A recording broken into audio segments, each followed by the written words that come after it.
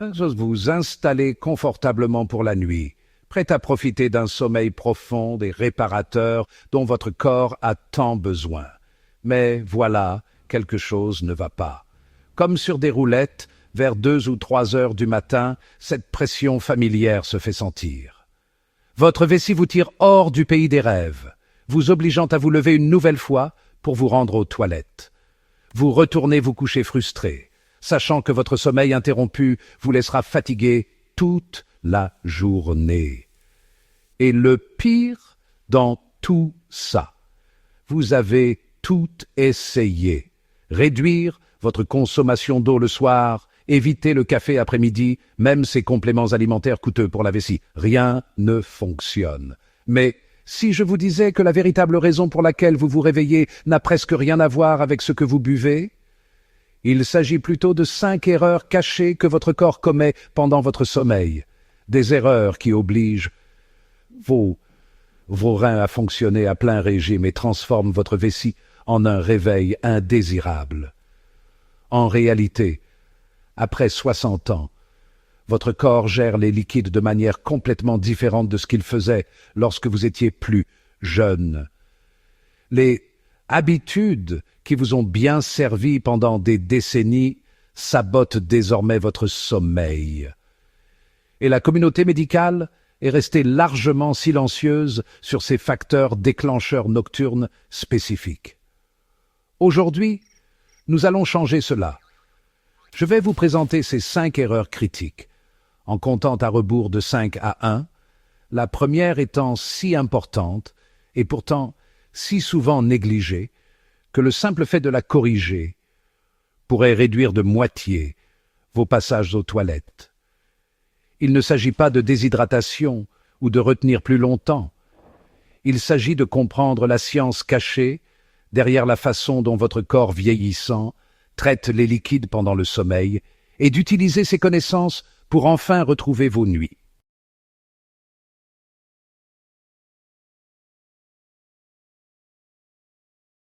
Commençons par l'erreur numéro 5 qui va vous surprendre. Le mythe des 3 heures détruit votre sommeil. Le moment où vous buvez est plus important que la quantité. Beaucoup pensent qu'un petit verre d'eau avant de dormir ne pose pas de problème. Mais c'est justement ce réflexe qui vous réveille la nuit. La vraie règle, arrêtez toute consommation importante de liquide 3 heures avant de vous coucher. Pas 1, pas 2, mais 3 heures complètes. L'eau met du temps à être absorbée, filtrée par les reins, puis à remplir la vessie. Ce processus prend jusqu'à 3 heures.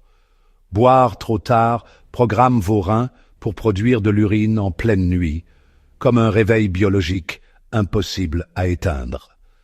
Chez les personnes âgées, c'est encore plus critique. L'hormone antidiurétique, qui aide à dormir sans interruption, est perturbée si vous buvez trop tard. Une étude a montré que ceux qui arrêtent de boire 3 heures avant le coucher réduisent de 40% leur réveil nocturne. Résultat, un sommeil plus profond et réparateur. Buvez beaucoup d'eau le matin et l'après-midi, puis réduisez progressivement en soirée. Si vous prenez des médicaments le soir, utilisez juste assez d'eau pour avaler le comprimé. Et si besoin, sucer un glaçon peut suffire à s'hydrater sans perturber votre nuit.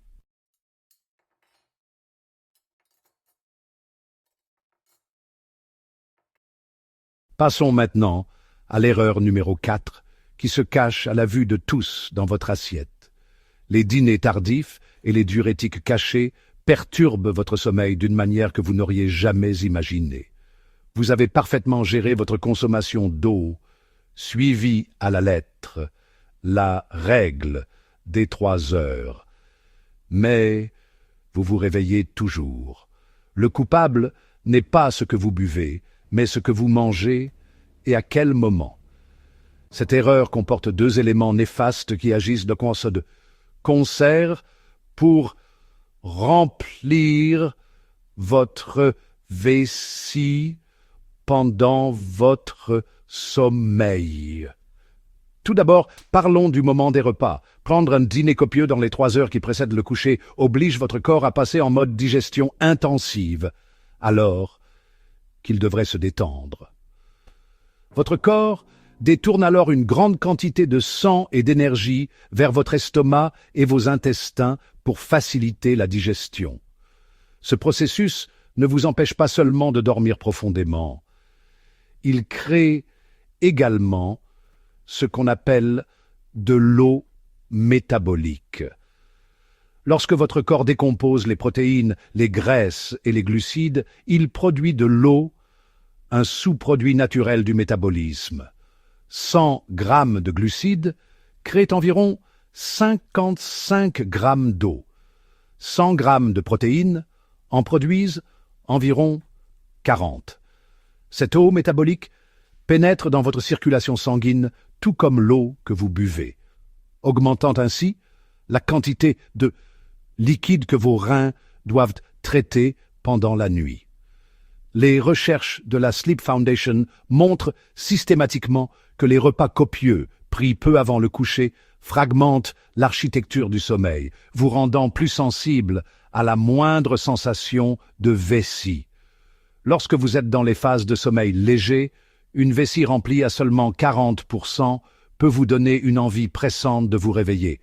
Mais c'est là que cela devient vraiment intéressant.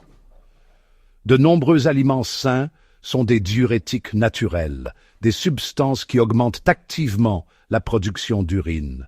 Nous connaissons tous l'alcool et la caféine qui suppriment directement l'hormone protectrice ADH. Mais la liste des diurétiques cachés dans les dîners sains va vous surprendre. Le céleri, les concombres, les asperges, les poivrons, le persil, la pastèque et les tomates ont tous des effets diurétiques importants. Même les aliments riches en potassium, comme les épinards et les betteraves, peuvent augmenter la production d'urine. Cette grande salade saine que vous mangez à 20 heures, remplie de concombres, de tomates et des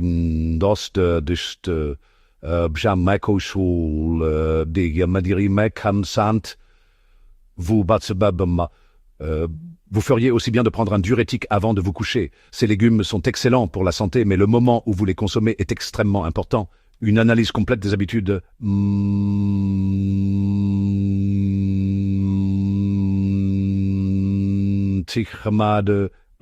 et de la nicturie, publiée dans l'International Journal of Urology, a révélé que les participants qui avaient déplacé leur consommation de légumes crus au déjeuner et qui mangeaient des légumes cuits et non diurétiques, au dîner, avaient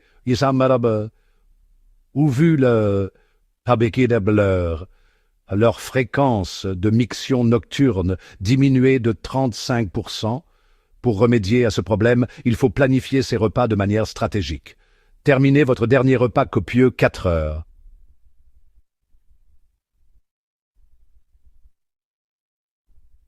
Fuma. Si vous avez faim plus tard, optez pour une petite collation composée d'aliments favorisant le sommeil, comme une poignée d'amandes, une demi-banane ou une petite portion de crackers complets.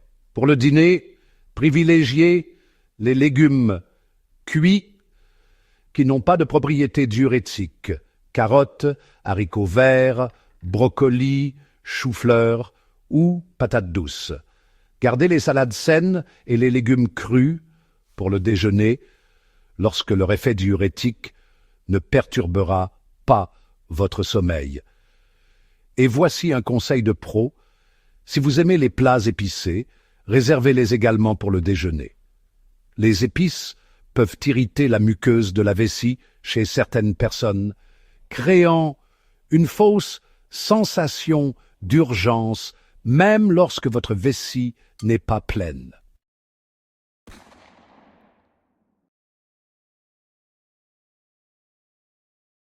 La troisième erreur peut sembler mineure, mais c'est l'un des problèmes les plus faciles à résoudre que je rencontre. Le fait de ne pas aller aux toilettes avant de se coucher sabote le sommeil de millions de personnes âgées chaque nuit. Imaginez ce scénario, car je parie qu'il vous est familier. Vous vous préparez à aller vous coucher, vous suivez votre routine, vous passez aux toilettes, faites vos besoins, tout en vous brossant les dents ou en pensant à vos projets pour le lendemain. Vous vous sentez raisonnablement vide. Alors, vous vous couchez. C'est ce que j'appelle l'erreur suffisante, et elle vous coûte des heures de sommeil précieux. Votre vessie est essentiellement un ballon musculaire qui envoie des signaux à votre cerveau lorsqu'elle se remplit et se dilate. Lorsque vous êtes distrait, pressé ou pas complètement concentré, vous ne videz généralement votre vessie qu'à 80 ou 90%. Ces 10 à 20% restants peuvent sembler insignifiants, mais faisons le calcul. Si votre vessie peut contenir confortablement 400 millilitres avant de signaler une envie pressante et que vous laissez 60 millilitres, vous donnez une longueur d'avance considérable au processus de remplissage. Combiné à la production normale d'urine pendant le sommeil, vous atteindrez le seuil d'urgence plusieurs heures plus tôt que nécessaire. Les urologues et les spécialistes du plancher pelvien ont une solution efficace appelée double miction. Les grands établissements médicaux, tels que la Cleveland Clinic, recommandent systématiquement cette technique car elle est simple, ne nécessite aucun équipement et peut réduire jusqu'à 50% les passages aux toilettes pendant la nuit chez certains patients. Le principe scientifique est simple. Votre vessie ne se vide pas en un seul mouvement fluide. Elle se contracte par vagues, et la première vague la vide rarement complètement. En attendant et en favorisant une deuxième vague, vous pouvez obtenir une vidange presque complète. Voici exactement comment effectuer correctement la double miction. Faites-en la dernière chose que vous faites avant de vous coucher. Non pas dans le cadre de votre routine habituelle, mais comme dernière étape. Tout d'abord, asseyez-vous sur les toilettes. Oui, même les hommes doivent s'asseoir pour cela.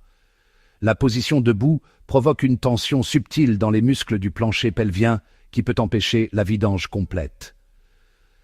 Lorsque vous êtes assis, ces muscles se détendent complètement, permettant un drainage optimal de la vessie. Urinez normalement, sans pousser ni forcer. Laissez votre vessie faire son travail naturellement jusqu'à ce que vous sentiez que vous avez fini.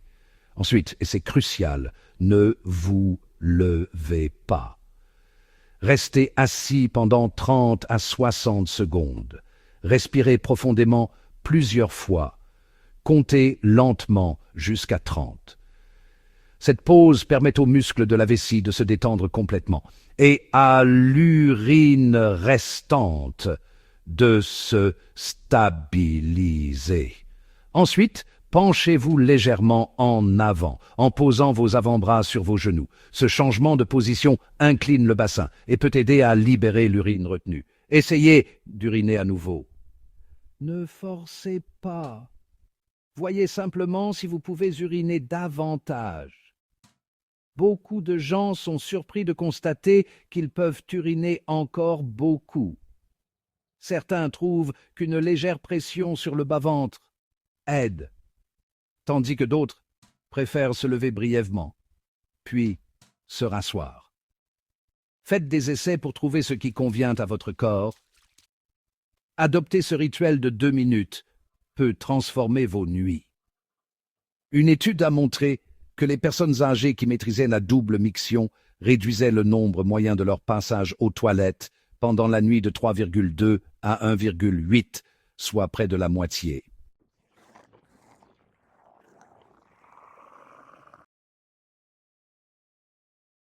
Parlons d'un sujet souvent négligé, le microclimat de votre chambre.